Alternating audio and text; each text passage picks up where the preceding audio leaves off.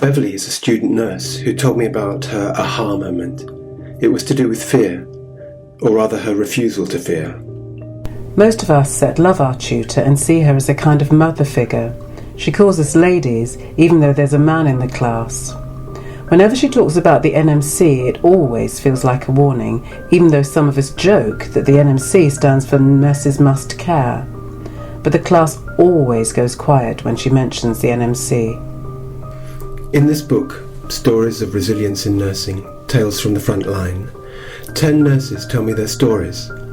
Often they're about tough situations, but in nearly every story, the knowledge that the nurses or students gain lets them rise above adversity.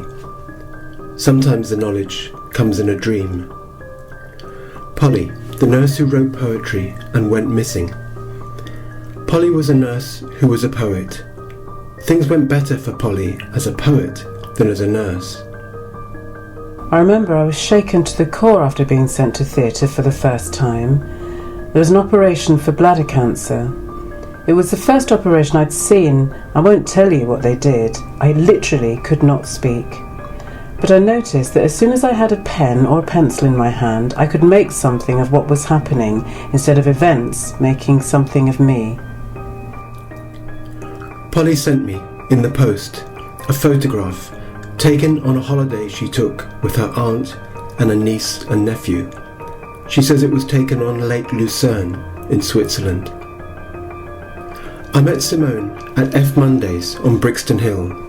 It was late spring when we met for the first time, just warm enough to sit outside in the cafe's lush back garden. She told me about working on the border between religion, madness, and professional belief. That's a good question, and in a way that's why I contacted you. About a year ago we started working with Ojanamare. He's a guy born in Nigeria but who lived and studied in London for most of his life. His name means I have met the challenge. He was, and still is, a member of a West African church that meets near here. After our meeting, I decided to find my way to Copeland Park.